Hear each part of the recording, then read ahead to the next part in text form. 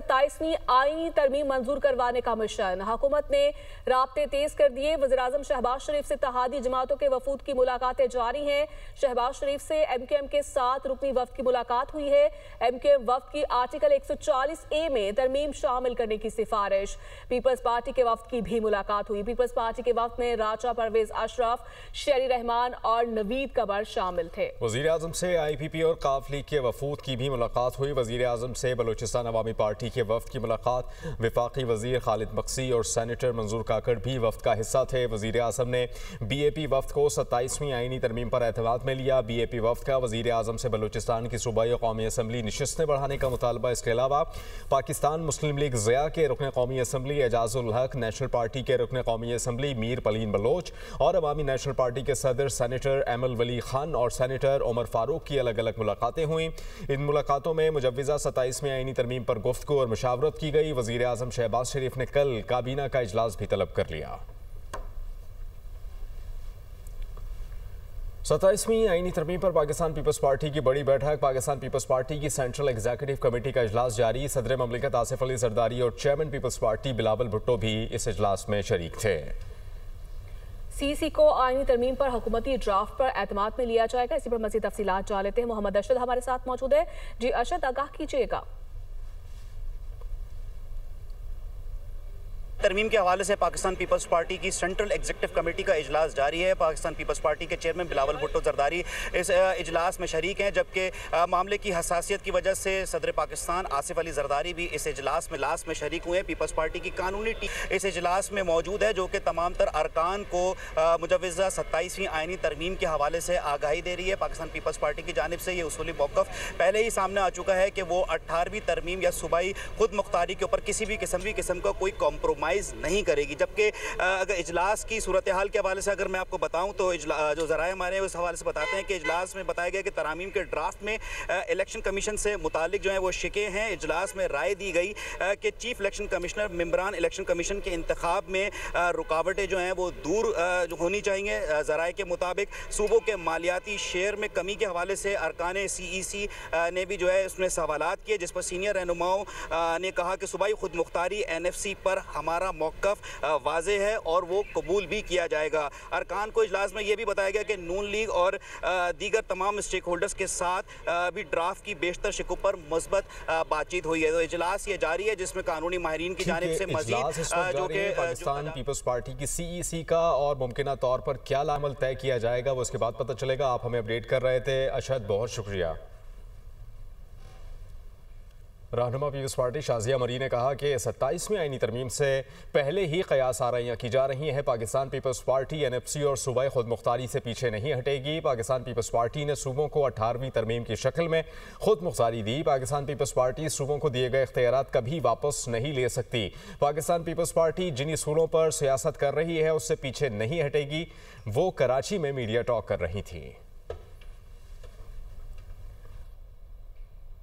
Chairman PTI barrister Gohar Ali ने कहा कि हम 27वीं आईनी तरमीम की मुखालिफत करेंगे। अभी तक हमें मालूम ही नहीं इस तरमीम का ड्राफ्ट क्या है। सूबाई खुद मुख्तारी को नहीं छेड़ना चाहिए क्योंकि सूबों ने रूल्स बना रखे हैं, इसमें अमल दखल देने की ज़रूरत नहीं। 26वीं आईनी तरमीम में जो ड्राफ्ट हमारे साथ शेयर किया गया तो पेश नहीं हुआ। वो लाहौर हाई कोर्ट में मीडिया से गुफ्तगू कर रहे थे। चेयरमैन PTI बैरिस्टर गौहर की जानिब से गुफ्तगू की गई है कि हम 27वीं आईनी तरमीम की मुखालिफत करेंगे। अभी तक हमें मालूम ही नहीं कि इस तरमीम का ड्राफ्ट क्या है। सूबाई खुद मुख्तारी को नहीं छेड़ना चाहिए क्योंकि सूबों ने रूल्स बना रखे हैं, इसमें अमल दखल देने की जरूरत नहीं। 26वीं आईनी तरमीम में जो ड्राफ्ट हमारे साथ शेयर किया गया वो पेश नहीं हुआ था। नाज़रीन, पाक अफगान सरहद पर फायरबंदी की खिलाफ वर्जी। वजारत इत्तलात और नशरियात से अमन बॉर्डर पर अफगानिस्तान से कुछ अनासर ने पाकिस्तानी पोस्टों पर बिला इख्तियार फायरिंग की। सिक्योरिटी फोर्सेज ने फौरी और मौसर रद्द-ए-अमल देते हुए जिम्मेदाराना तरीके से जवाब दिया। वजारत इत्तलात का सरहद पर फायरिंग की खिलाफ वर्जी पर यह बयान आपसे शेयर कर रहे हैं। पाक अफगान की जानिब से इस वाक़े से मुताल्लिक दावे को मुस्तरद करता है। आदिल वड़ाइशा हमारे साथ मौजूद हैं। जी आदिल, आगाह कीजिएगा, क्या सूरत हाल देख रहे हैं आप? देखें, जब एक ऐसे वक्त में जब इस्तांबुल में एक अहम बैठक जो है वो चल रही है तो स्पॉयलर्स इस सूरत हाल को खराब करने की कोशिश कर रहे हैं। चमन बॉर्डर पे अफगानिस्तान से कुछ अनासर ने पाकिस्तानी पोस्टों पे बिला इश्तियाल फायरिंग की और सिक्योरिटी फोर्सेज ने फौरी और मुअस्सर रद्द-ए-अमल देते हुए एक ज़िम्मेदाराना तरीके से जवाब दिया और वजारत इत्तलात ने सरहद पर फायर बंदी की खिलाफ वर्जी पे एक बयान जारी किया है और उन्होंने कहा है कि पाकिस्तान अफगानिस्तान की जानिब से इस वाक़े से मुतल्लिक दावे को मुस्तरद करता है। फायरिंग अफगानिस्तान की जानिब से शुरू हुई जिसका सिक्योरिटी फोर्सेज ने फौरी और जिम्मेदारी से जवाब दिया और वजारत इत्तलात ने कहा है कि पाकिस्तानी फोर्सेज की जो जिम्मेदाराना कार्रवाई से सूरत हाल पे काबू पा लिया गया है। ठीक है, काबू पा लिया गया है। बहुत शुक्रिया आदिल आपका। चेयरमैन दुनिया मीडिया ग्रुप मियां आमिर महमूद ने कहा कि पूरी दुनिया में फेडरेशन को सूबों में तकसीम किया जाता है। हमारी आबादी 3 करोड़ से बढ़कर 25 करोड़ हो गई, मगर सूबे आज भी 4 हैं। हम दुनिया का 5वां बड़ा मुल्क हैं। हुकूमत पर इतना बोझ है कि इसे बुनियादी ज़रूरियात की फराहमी का होश ही नहीं। इतने बड़े सूबों के लिए हर चीज़ का ख्याल रखना मुमकिन नहीं होता। जब एक शहर को तरक्की दी जाती है तो वहाँ नकल मकानी बढ़ जाती है। हमें अपना मुस्तकबिल बचाने के लिए मिलकर कोशिश करना होगी। हमारे 33 सूबे बन जाएँ तो नई लीडरशिप पैदा होगी और मुल्क तरक्की करेगा। 2030 का पाकिस्तान, चैलेंजेस, इम्कानात और नई राहें। Association of private sector universities of Pakistan की मुल्क गिर आगही मुहिम के सिलसिले में एबटाबाद इंटरनेशनल मेडिकल कॉलेज में खुसूसी सेमिनार। चेयरमैन दुनिया मीडिया ग्रुप मियां आमिर महमूद ने खिताब करते हुए कहा कि हुकूमत के 3 सुतून विफाक, सूबे और लोकल गवर्नमेंट हैं। बदकिस्मती से लोकल गवर्नमेंट को मुस्तहकम नहीं रहने दिया गया। सूबे अपनी पावर्स को शेयर करना ही नहीं चाहते। 3 टियर्स हैं, एक फेडरल गवर्नमेंट है, फिर प्रोविंसेस हैं और फिर उसके बाद लोकल गवर्नमेंट है। असल हुकूमत जिसने आपकी खिदमत करनी होती है, अनफॉर्चुनेटली वो पाकिस्तान में कभी भी स्टेबल नहीं रही। हमने लोकल गवर्नमेंट को बार बार आजमाया और बार बार कोशिश की कि ये चले और ये स्टैब्लिश हो, लेकिन वो नहीं हो सका। हमारे सूबे अपनी पावर को शेयर करना ही नहीं चाहते। आपके क्योंकि कॉन्स्टिट्यूशन में लिख दिया गया है, बाज दफा कोर्ट जबरदस्ती इलेक्शन करवाती हैं तो वो फिर इलेक्शन का तरीकाकार ऐसा लेके आते हैं कि जहाँ पे उनकी पावर के ऊपर कोई क्वेश्चन ना हो। तो भाई हुकूमतें कभी लोकल गवर्नमेंट को आने नहीं देंगी। मियां आमिर महमूद ने कहा कि हमारा विफाक 4 सूबों ने मिलकर बनाया। पाकिस्तान दुनिया का 5वां बड़ा मुल्क है और सूबों की तादाद सिर्फ 4 है। हमने वक्त गुजरने के साथ अपने सूबों को छोटा नहीं किया। पंजाब आबादी के लिहाज से पाकिस्तान का 52% है। बाकी दुनिया में ऐसी कोई मिसाल नहीं मिलती कि बाकी तीनों यूनिट एक यूनिट से छोटे हों। बलोचिस्तान रकबे में बाकी तमाम सूबों से बड़ा है। आप कोयटा में बैठकर इतने बड़े रकबे पर गवर्नमेंट की रिट कायम नहीं कर सकते। विफाकी हुकूमत इस्लामाबाद में बैठकर 25 करोड़ लोगों के लिए कुछ करना चाहे तो ऐसा मुमकिन नहीं होगा। हुकूमत पर काम करने का इतना बोझ है कि बुनियादी चीजों का होश ही नहीं। पाकिस्तान, उसमें सूबों की तादाद 4 है। जितने भी मुल्क की आप देखेंगे आपको अंदाजा होगा कि किस तरह से उन्होंने वक्त गुजरने के साथ साथ अपने एडमिनिस्ट्रेटिव यूनिट्स को छोटा किया है और लोगों की खिदमत करने की कोशिश की है। उसकी वजह से हमने नहीं किया। पंजाब है, वो आबादी के लिहाज से ऑलमोस्ट 52% ऑफ पाकिस्तान है। बलूचिस्तान को देखें तो वो एक ऐसा सूबा है जो बाकी तमाम सूबों से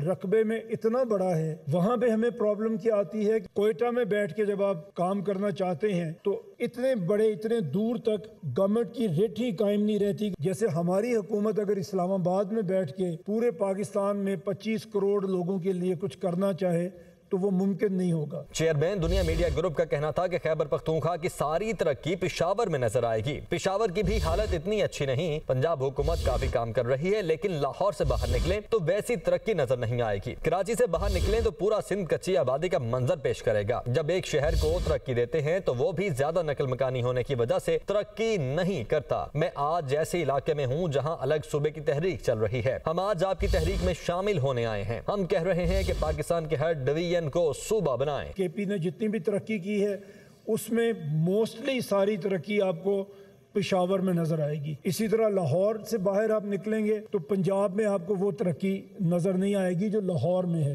इसी तरह सिंध है, कराची के बाहर आप निकलें तो पूरा सिंध आपको कच्ची आबादी का ही मंजर पेश करेगा। जब एक शहर को हम तरक्की देते हैं तो वो शहर भी तरक्की नहीं करता। आज एक ऐसे इलाके में हम आए हैं जहाँ पे सूबे की तहरीक बहुत देर से चल रही है। आपने एक तहरीक चलाई और हम आज उसमें शामिल होने के लिए आए हैं। हम ये कहते हैं कि आप पाकिस्तान के हर डिवीजन को सूबा तलबा बनाएं। मियां आमिर महमूद ने मजीद कहा कि तमाम हुक्मरान खराब नहीं आए, कुछ अच्छे भी होंगे, मगर तरक्की का ग्राफ नीचे जाता हुआ नजर आएगा। हर पार्टी ने इलेक्शन मंशूर में नए सूबों की सपोर्ट की। हुकूमत में आने के बाद वो सूबों की बात इसलिए नहीं करते कि हमारी तरफ से कोई मजबूत मुतफिका मुतालबा नहीं होता। सियासी पार्टियां अवामी मुतालबे पर चलती हैं। आप जो मुतालबा करेंगे उसको सियासी जमात ने आगे लेकर चलना ही है, क्योंकि उसको आपका वोट चाहिए। नए सूबों का मुतालबा नौजवानों की तरफ से आए तो कोई सियासी जमात इग्नोर नहीं कर सकती। हमारी ये जो हालत है ये बेहतरी की तरफ कभी भी नहीं गई। यहाँ इन सारे इंडेक्स के अंदर हम ग्रेजुअली नीचे जा रहे हैं। किसी हुकूमत ने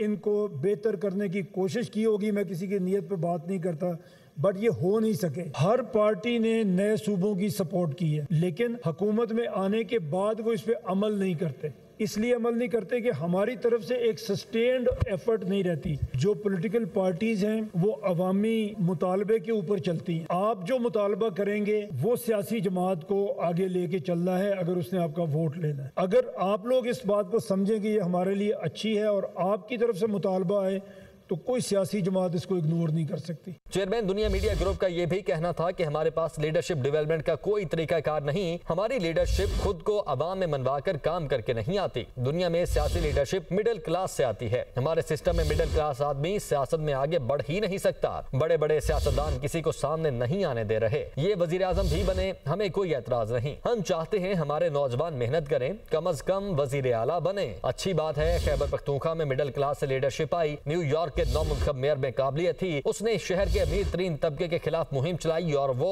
जीत गया। हमें भी ऐसा सिस्टम चाहिए जो आगे बढ़ने वाले को सपोर्ट करे। हमारे पास लीडरशिप की डेवलपमेंट का कोई तरीका नहीं है। मिडिल क्लास का आदमी इस सियासत में आगे आ ही नहीं सकता जो आज का हमारा सिस्टम है। दुनिया में पॉलिटिकल लीडरशिप मिडिल क्लास से मर्ज होती है। ये जो रिच ऑफ द रिच सियासत में आते हैं ये कभी तब्दीली लेकर नहीं आते। आज आपके पास केपी में बड़ी अच्छी बात है, मिडिल क्लास की लीडरशिप आई है। हम ये चाहते हैं कि कोई अपनी मेहरबानी से किसी को नॉमिनेट ना करे। मिडिल क्लास फर्स्ट ईयर में आए, वहां पे आए जहां पे वो लीड कर सके इस मुल्क को। न्यूयॉर्क में एक मुसलमान लड़का मेयर बन गया जो इमिग्रेंट है, जो मुसलमान है। सारे इंग्रेडिएंट्स उसमें वो हैं जिसको लोग हेट करते थे पहले वहां पे, लेकिन उसके अंदर एक काबिलियत थी। उस शहर के जितने बिलियनियर थे उनके खिलाफ कैंपेन चलाई। चेयरमैन दुनिया मीडिया ग्रुप मियां आमिर महमूद ने कहा, मुल्क के मालिक अवाम हैं। जो लोग असेंबली में जाते हैं वो मालिकों के नुमाइंदे हैं। हम हर यूनिवर्सिटी में जा रहे हैं और देख रहे हैं कि हमें 100% सपोर्ट मिल रही है। हमें इस तरह की सपोर्ट मिले तो कल हम कहेंगे कि रेफरेंडम करवा दें। हमें सबसे पहले खुद को ठीक करना होगा, किसी दूसरे पर इल्जाम नहीं लगाना चाहिए।